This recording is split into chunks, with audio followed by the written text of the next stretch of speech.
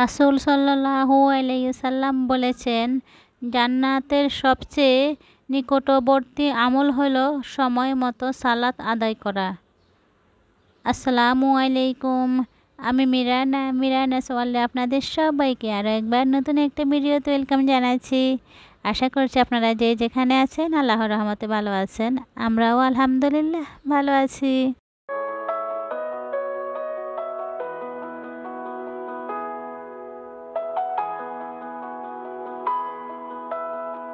সকাল থেকেই ভিডিওটা শুরু করলাম, হঠাৎ করে বাইরে তাকিয়ে দেখলাম প্রচণ্ড বৃষ্টি পড়তেছে ঝুমঝুম করে। সেই বৃষ্টিটা আপনাদের সঙ্গে একটু শেয়ার করতেছি। বৃষ্টির আওয়াজ কিন্তু আমার কাছে অনেক বেশি ভালো লাগে।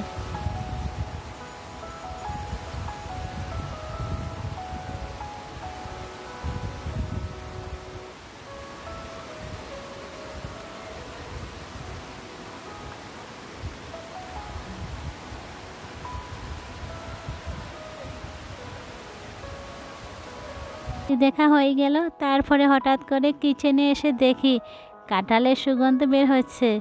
ওমা, আমার ভাইয়া যে কাঁঠালটা দিয়েছিলেন ওইটা কিন্তু দেখেন ফেঁকে গিয়েছে। মাশাল্লাহ, যাক, নাস্তা করা যাবে তাই না? বাড়ির কাঁঠাল দিয়ে নাস্তা, এটা তো কিন্তু অনেক ভালো।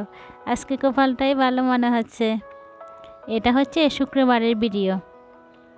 এই যে দেখেন, মাশাল্লাহ, অনেক সুন্দর না? অনেক সুন্দর কোয়াগুলো, এত মিষ্টি। আসলে এই যে গাছ পাকা কাঁঠাল মনে হয়, এই জন্য আনার পরের দিনে কিন্তু এটা দেখেন কি সুন্দর করে ফেঁকে গিয়েছে।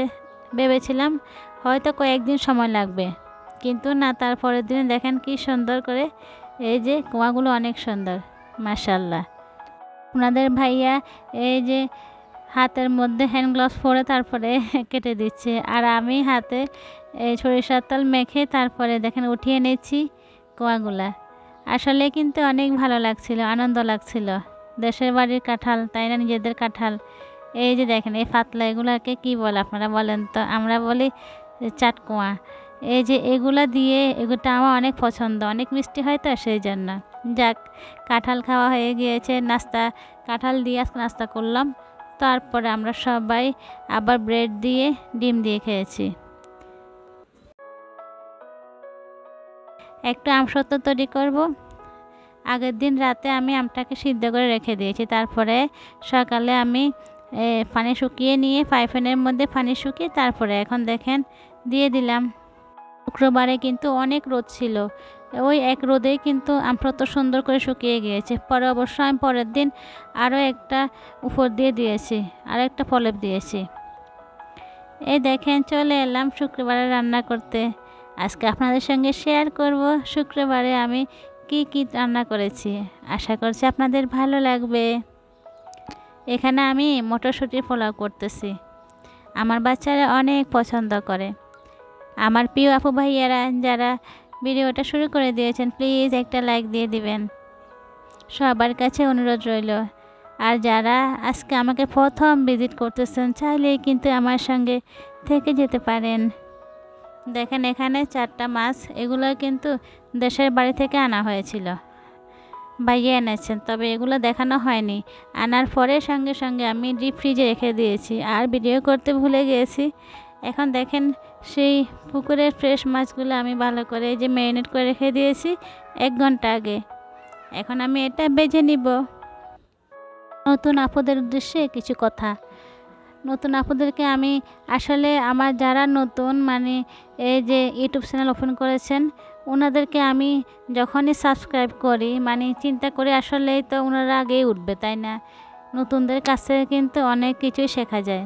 আমি তাদেরকে যদি সাবস্ক্রাইব করে ফেলি, তারপরে সঙ্গে সঙ্গে খুশি হয়ে আমার সেই আপুরাও কিন্তু আমাকে সাবস্ক্রাইব করে দেয়। আসলে হয়তো আমার সেই আপুরা জানেন না যে সঙ্গে সঙ্গে সাবস্ক্রাইব করলে সাবস্ক্রিপশান কেটে যাবে দুজনের। 24 ঘন্টা পরে সাবস্ক্রাইব করতে হবে, একজন করলে পরের জন 24 ঘন্টা পরে করতে হবে, এতে করে দুজনের সাবস্ক্রিপশান কেটে যাবে। এটা কিন্তু অনেকেই করেন।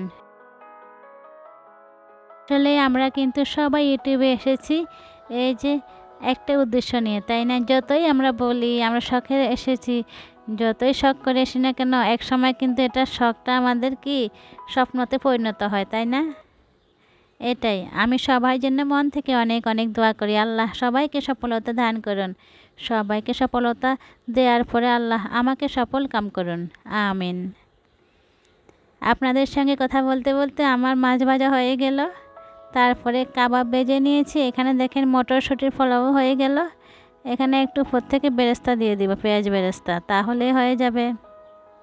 কিছু কাবাব আমি আগে থেকে ভেজে নিয়েছি, আর কিছুটা এখন ভেজে নিচ্ছি। দেখেন আমার কথা বলার মাঝে যদি কোনো ভুল ত্রুটি হয়ে থাকে তাহলে প্লিজ আপনারা আমাকে ক্ষমা ও সুন্দর দৃষ্টিতে দেখবেন। আর আমার কোনো ভুল হয়ে থাকলে আমাকে প্লিজ কমেন্টে জানিয়ে দিবেন, ইনশাল্লাহ পরবর্তীতে আমি নিজেকে শুধরে নিব। কারণ আপনারাই কিন্তু আমার সব কিছুই। ইউটিউবে এসেছি আপনাদের ভালোবাসায়, আমি এতটুকু এসেছি। শুক্রবার কিন্তু অনেক আনন্দ লাগে, সবাই একসাথে খেতে বসে যায়। সচরাচর এমনিতেই অন্য দিনগুলোতে কিন্তু আমি কারোর সাথে খেতে পারি না, কেন জানেন? দুপুরে রান্নাবান্না করার পরে ওরা বাপ মেয়ে তিনজনে খেয়ে ফেলে, আমি গোসল করে নামাজ পড়ে তারপরে খেয়ে নিই। এই শুক্রবারটা আসলে সবাই একসঙ্গে খেতে পারি, এটা কিন্তু অনেক আনন্দ লাগে, তাই না? আসলে কিন্তু দেখেন আমরা চারজন, আমার 2 মেয়ে আর আপনাদের ভাইয়া, আমি 4 জন বসে গেলাম। দেখেন আমি খেয়ে নিচ্ছি। কাবাবটা কিন্তু অনেক মজা হয়েছিল। আমার প্রিয় আপুদের কাছ থেকে আমি প্রতিদিন শিখছি অনেক কিছুই, কিন্তু শেখার কোনো শেষ নেই, তাই না? আমার সব আপুদের ভিডিও আমি মনোযোগ সহকারে দেখার চেষ্টা করি, যাতে করে কিছু শেখা যায়, কারণ প্রত্যেকটা ভিডিওতে কিন্তু শিক্ষণীয় কিছু থাকে। আমরা কিন্তু প্রত্যেকটা ভিডিও যদি মন দিয়ে একটু দেখি বা শুনি তাহলে কিন্তু কিছু না কিছু শেখা যায়, কারণ আমরা কিন্তু প্রত্যেকে একে অপর থেকে শিখতে পারি, তাই না? শেখার কোনো শেষ নেই, আর শেখার কোনো বয়সও নেই, আর শিখতে লজ্জাও লাগে না। মাছটা কিন্তু অনেক মজা হয়েছে, যেহেতু দেশের বাড়ির মাছ, আমার দেশের বাড়ির পুকুরের মাছ। আসলে কিন্তু দেশের বাড়ি যে কোনো জিনিস আনলে আমার কাছে অনেক বেশি ভালো লাগে। এটা যদি একটু শাক লতা পাতাও হয় তাহলে আমার কাছে অনেক বেশি কিছু মনে হয়, জানি না কেন এমন লাগে। খাওয়া দাওয়া হয়ে গেল, এটা হচ্ছে আসরের নামাজের পরে। আমার মেয়েরা বলতেছে আম্মু আমরাও একটু গ্রিন টি খাবো। এমনিতেই নর্মালি আপনাদের ভাইয়া উনি কিন্তু দুধ চা খেতে চান না, উনি সব সময় গ্রিন টি খেয়ে থাকেন।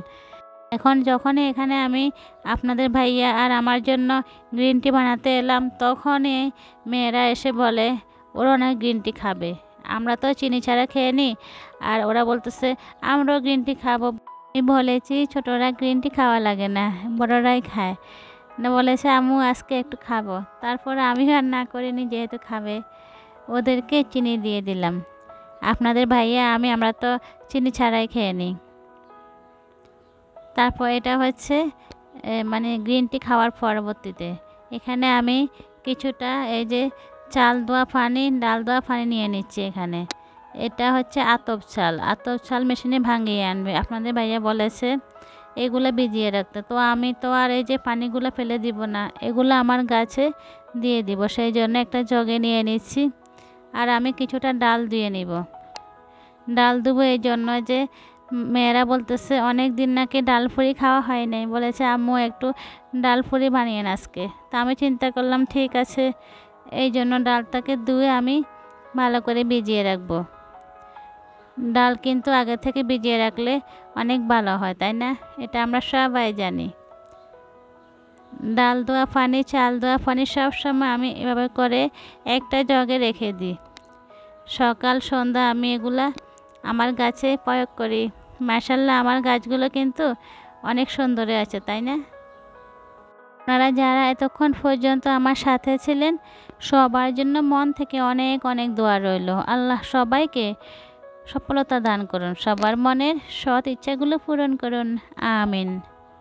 ডাল ভিজিয়ে রেখে এখন আমি এই যে দেখেন একটা ময়ান তৈরি করে নিচ্ছি। এটা দিয়ে আমি ডাল পুরি বানাবো, সেই জন্য আগে থেকে ভালো করে দেখেন ময়দা মেখে নিচ্ছি। তারপর এটা আমি আধা ঘন্টা রেস্টে রেখে দিব। এর মধ্যেই কিন্তু ডালটা আমি তৈরি করে ফেলবো, ভিতরে যে ডাল দিব এটা তৈরি করে ফেলবো। আর ডাল কিন্তু আমি বেশি করে নিই সব সময়। ডাল পুরির ডালটা যদি বেশি করে নেওয়া হয় তাহলে এটা অনেক ভালো হয়, সংরক্ষণ করা যায়। ডিপ ফ্রিজে আমি রেখে দিই, এটা 2 মাস পর্যন্ত ভালো থাকে ডালপুরির ডালগুলা। নর্মাল ফ্রিজেও কিন্তু 15 থেকে 20 দিন অনেক ভালো থাকে। ডালপুরি খাওয়া হয়ে গেল, মানে সন্ধ্যার পরে নাস্তা করে ফেললাম। এখন আমার মেয়ে বলতেছে, আম্মু আজকে কয়েকদিন বলতেছে, আম্মু আমি আপনার হাতে মেহেদি পরিয়ে দিব। আসলে আমি কিন্তু সময় পাই না, বলেছে আমার কাজ কে করবে, বলেছে কাজ আমি করব, মানে ও আমাকে মেহেদি লাগিয়ে দেওয়ার জন্য পাগল হয়ে গিয়েছে। তারপরে আমিও চিন্তা করলাম ঠিক আছে আপুদের ভিডিও দেখব, তখন তো আর হাত লাগবে না, এক হাত হলেই কমেন্ট করা যাবে, তাই না? তো আপুদের ভিডিও দেখতেছি আর এক হাতে আমার মেয়ে দেখেন মেহেদি পরিয়ে দিল। মেহেদির ডিজাইনটা কেমন হয়েছে আপনারা অবশ্যই কমেন্ট করে জানাবেন। আমার মেয়ে সব সময় নিজের ইচ্ছে মতো ডিজাইন করে, কখনো মোবাইল দেখে ডিজাইনগুলো দেখে না, নিজে মনে যা আসে তাই দিয়ে এগুলা এই যে ডিজাইনটা করে। আমার কাছে কিন্তু ভালোই লাগে।